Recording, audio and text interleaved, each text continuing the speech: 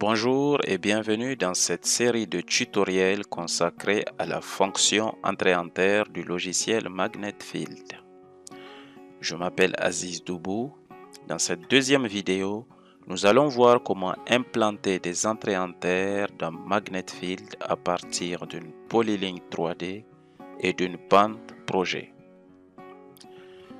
Je vous rappelle que dans la première vidéo de cette série, nous avons vu les prérequis et une présentation générale du module entrée en terre.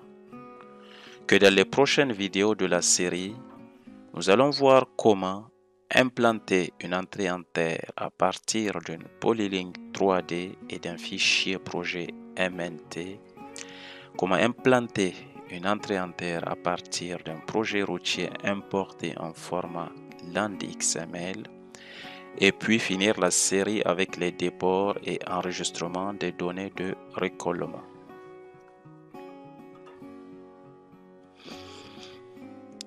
Dans cette vidéo, nous allons implanter une entrée en terre à partir d'une polyligne 3D et d'une pente projet en déblai de 2:1, soit une pente de 50%. Pour ce faire, il faut tout d'abord aller dans le module carte de MagnetField. Une fois dans le mode carte, il faut sélectionner la polyligne 3D à partir de laquelle vous voulez implanter la pente du projet.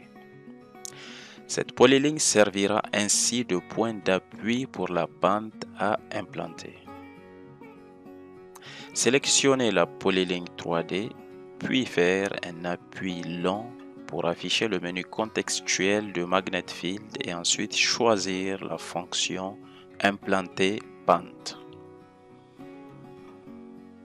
Vous aurez ainsi un affichage avec la liste de toutes les lignes du projet.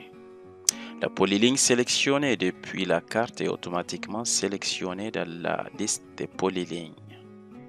Les points de transition permettent d'implanter des points caractéristiques de la polyligne tels que le point bas, le point de fin, le milieu d'une courbe si la polyligne en comporte une. Il faut bien vérifier sa hauteur de canne avant de faire suivant. Dans cet exemple, nous n'allons pas mettre d'excentrement sur le projet. Ce thème sera développé dans la 5e et dernière vidéo de la série. Dans cette fenêtre, vous pouvez préciser l'abscisse ou le profil exact sur laquelle ou lequel vous voulez implanter précisément l'entrée en terre. Vous pouvez également spécifier l'intervalle entre vos différents profils à implanter. En fonction du sens de votre polyligne sélectionnée, vous pouvez indiquer la position de la pente par rapport au point d'appui. Dans ce cas, le talus se situe à gauche de notre polyligne et en déblai. Encore une fois, nous n'allons pas traiter des excentrements dans cette vidéo, donc nous allons laisser les deux champs d'excentrement à 0. Spécifiez ensuite votre pente de projet, en déblai ou en remblai.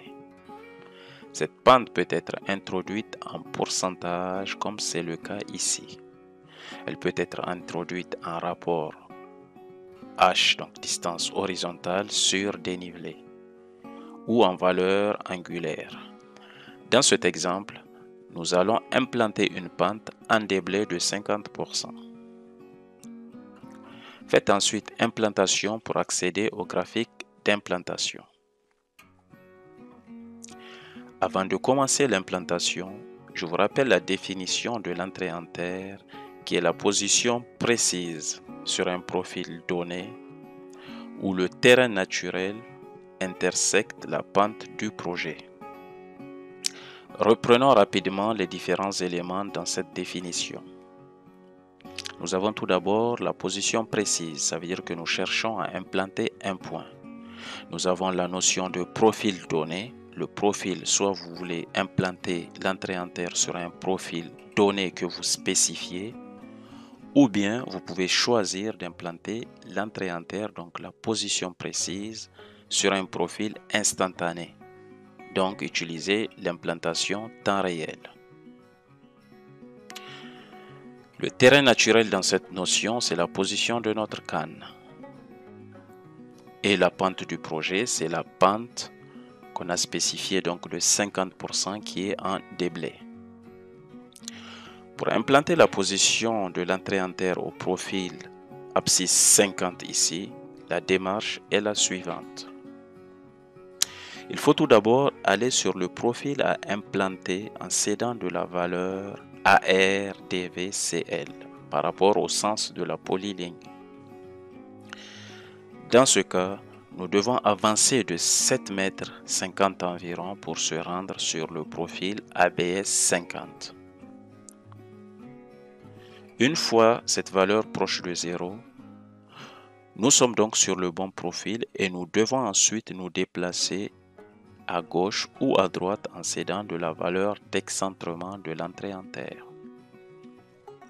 Une fois les deux valeurs citées précédemment sont proches de 0, nous sommes donc sur notre position d'entrée en terre du profil ABS, donc abscisse 50. Et nous pouvons remarquer également que la valeur déblai-remblai par rapport à la pente est très proche de 0. Ce qui veut dire que nous avons notre position d'entrée en terre. Une fois sur la position, vous pouvez lire sur la droite de l'écran la valeur de l'excentrement horizontal entre l'entrée en terre et le point d'appui, la valeur du déblai-remblai pente, c'est-à-dire l'excentrement vertical entre l'entrée en terre et le point d'appui, ainsi que la valeur de l'élévation du projet. Je vous rappelle que tous ces affichages sont paramétrables. Vous remarquerez que puisque l'on implante une pente de 50%, l'excentrement horizontal entre le point d'appui et l'entrée en terre est de 2 mètres pour un dénivelé entre les deux points de 1 mètre. Vous pouvez donc enregistrer votre position et toutes ces données relatives pour une consultation ultérieure.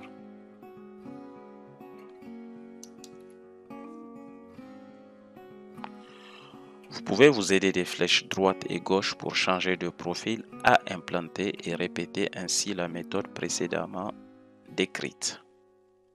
Dans ce cas, le prochain profil à implanter est à 10 mètres. Il faut donc avancer de 10 mètres pour se positionner dessus. À tout moment, vous pouvez basculer entre l'implantation de profil et l'implantation en temps réel qui vous permet une implantation sur un profil instantané. Nous arrivons ainsi à la fin de cette deuxième vidéo qui traite de l'implantation d'une entrée en terre à partir d'une polyligne 3D et d'une pente projet. Dans le prochain tutoriel de la série, nous allons voir comment implanter une entrée en terre à partir d'une polyligne 3D et d'un projet 3D en MNT. J'espère que cette vidéo vous sera d'une grande utilité et vous permettra d'accroître votre expérience avec nos solutions Topcon. Si c'est le cas, n'hésitez pas à liker cette vidéo. Je vous dis à bientôt pour le prochain épisode.